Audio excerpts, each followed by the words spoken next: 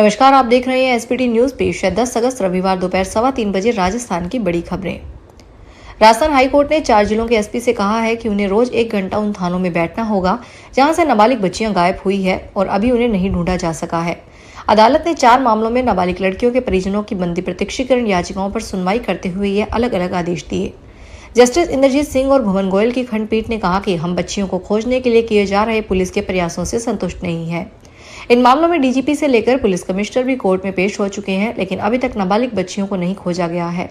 इसलिए जिन जिन थानों क्षेत्रों में बच्चियां गायब हुई है, वहां के एसपी उस थाने में रोज 1 घंटा बैठकर मामले की स्वयं मॉनिटरिंग करेंगे। दिल्ली के शाहदरा में आनंद विहार इलाके में स्थित कॉस्मो स्पेशलिस्ट अस्पताल में भीषण आग लग गई। इसमें एक शख्स की मौत हो गई और कई लोग घायल हो गए। आग अस्पताल के ग्राउंड फ्लोर पर लगी। इसके बाद 11 मरीजों को खिड़कियों का शीशा तोड़कर बाहर निकाला गया और नजदीक के पुष्पांजलि अस्पताल में भर्ती करवाया गया। फायर ब्रिगेड कर्मचारियों ने बताया कि पूर्वी दिल्ली के आनंद विहार के अस्पताल में दोपहर 12:12 के आसपास आग लगने की सूचना मिली। इसके बाद 8 गाड़ियों को मौके पर भेजा गया और आग पर काबू पाया गया। राजस्थान के शिक्षा मंत्री मदन दिलावर ने कहा कि हमने अधिकारियों को निर्देश दिया है, कोई भी नया भवन बनता है उस पर निर्माण तिथि व अधिकतम अवधि लिखी जाए, यानी बिल्डिंग पर मैन्युफैक्चरिंग डेट और एक्सपायरी डेट लिखेंगे। अवधि पूरी होते ही बिल्डिंग को गिरा दें, उसे नष्ट कर दें। शिक्षा मंत्री आदिवासी दिवस पर रंगबाड़ी स्थित कोटिया भील की प्रतिमा का माल्यार्पण करने कार्यक्रम में पहुंचे थे। इस दौरान मीडिया से बातचीत की। उन्होंने कहा, मैंने सभी अधिकारियों से कहा है कि नई टेक्नोलॉजी आ गई है। यदि नई टेक्नोलॉजी ये बता सके जो बिल्डिंग खड़ी है उसकी कितनी उम्र बची है, वो भी उल्लेखित करें। अधिकारी एक्सपर्ट से राय लें, अवधि पूरी होने पर उसे गिरा दें, जर्जर भवन गिरने की नौबत न आए। चुनाव आयोग ने शनिवार को बताया कि 334 पंजीकृत लेकिन गैर मान्यता प्राप्त राजनीतिक दलों की सूची से हटा दिया गया है। इन दलों ने 2019 से पिछले 6 साल में एक भी चुनाव नहीं लड़ा था। इसके दफ्तर भी कहीं मौजूद नहीं मिले। ये 334 दल देश के अलग अलग राज्यों और केंद्र शासित प्रदेशों के हैं। कुल 2854 पंजीकृत गैर मान्यता प्राप्त दलों में से अब 2520 ही बचे हैं। फिलहाल देश में 6 राष्ट्रीय और 67 राज्य स्तरीय पार्टियां हैं।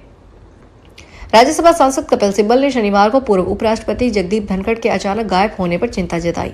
उन्होंने केंद्रीय गृह मंत्री अमित शाह से इसके मामले पर बयान देने की मांग की। उन्होंने कहा कि गृह मंत्रालय को इस बारे में जरूर जानकारी होगी, इसके लिए अमित शाह को इस पर बयान देना चाहिए, नहीं तो हमें मजबूर होकर धनखड़ का पता लगाने के लिए सुप्रीम कोर्ट में हैबियस कॉर्पस याचिका दायर करनी पड़ेगी। उन्होंने कहा कि लगता है कि विपक्ष को ही धनखड़ की सुरक्षा करनी पड़ेगी। सिब्बल ने बताया कि उन्होंने पहले फोन किया था तो धनखड़ के पीए ने कहा कि वे आराम कर रहे हैं। इसके बाद से किसी ने फोन नहीं उठाया। कई नेताओं ने भी यही शिकायत की है। हनुमानगढ़ जिले में गोगामेड़ी मेले का शुभारंभ शनिवार को पूजा अर्चना, झंडारोहण और राष्ट्रगान के साथ हुआ। जिला कलेक्टर डॉक्टर खुशहाल यादव, भादरा विधायक संजीव बेनीवाल और एसपी हरिशंकर ने गोगा जी की समाधि पर चादर चढ़ाकर श्रद्धालुओं की खुशहाली की कामना की। डॉक्टर यादव ने बताया कि मेला 1 माह तक चलेगा, जिसमें श्रद्धालुओं के लिए पेयजल, चिकित्सा, सुरक्षा, रैन बसेरा, विद्युत और बैरिकेडिंग के पुख्ता व्यवस्था की गई। साफ सफाई और कानून व्यवस्था के लिए मेला क्षेत्र को 6 सेक्टरों में विभाजित कर प्रभारी अधिकारी नियुक्त किए गए। इस वर्ष 642 अस्थायी भूखंड आवंटन से 7 करोड़ 67 लाख रुपए राजस्व मिलने की संभावना है। मेले में 250 सीसीटीवी कैमरों से निगरानी और पैनोरमा स्थल पर प्रतिदिन शाम 7 से रात 10 बजे तक लेजर लाइट और साउंड शो का आयोजन होगा।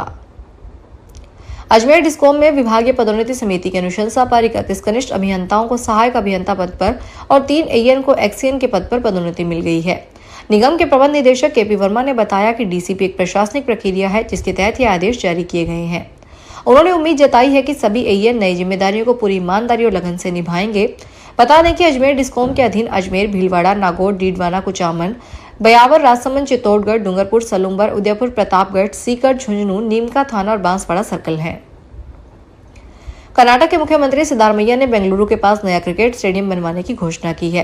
इस स्टेडियम में एक साथ 80,000 दर्शक मैच देख सकेंगे। यह दर्शक क्षमता के हिसाब से अहमदाबाद के नरेंद्र मोदी स्टेडियम के बाद देश का दूसरा सबसे बड़ा क्रिकेट स्टेडियम होगा। सिद्धारमैया ने कर्नाटक हाउसिंग बोर्ड के सूर्या सिटी, बोम्मान संद्रा में स्टेडियम के प्रस्ताव को मंजूरी दे दी है। इसे 1650 करोड़ रुपए की लागत से बनाया जाएगा।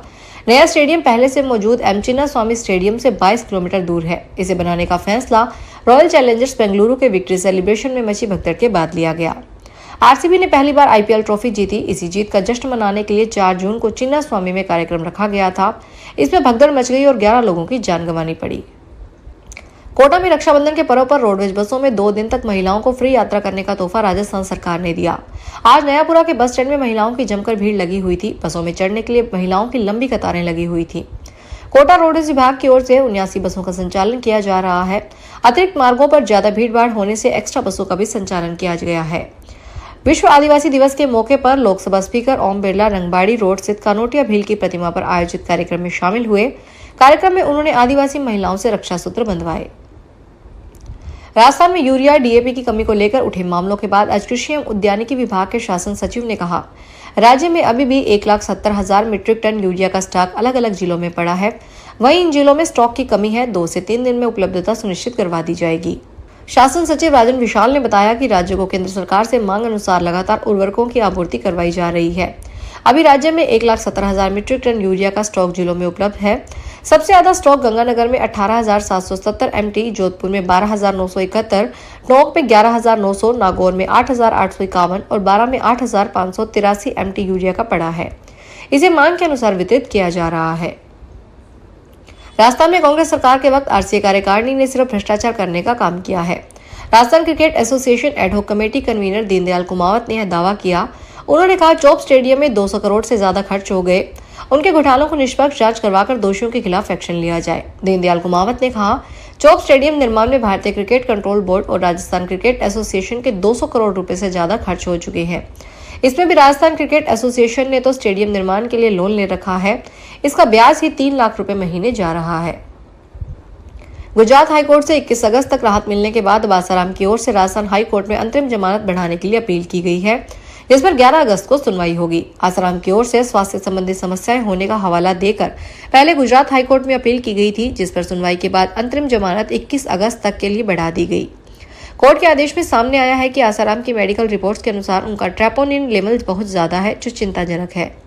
उसका इलाज कर रहे डॉक्टर के अनुसार आसाराम की स्थिति क्रिटिकल है। फिलहाल खास खबरों में इतना ही। ताजा खबरों को जानकारी के लिए देखते रहिए एसपीटी न्यूज। धन्यवाद। अगर आप भी अपने आसपास की छोटी बड़ी और महत्वपूर्ण खबरों से अपडेट रहना चाहते हैं तो सब्सक्राइब कीजिए हमारे चैनल एसपीटी न्यूज को और प्रेस कीजिए बेल आइकन पर।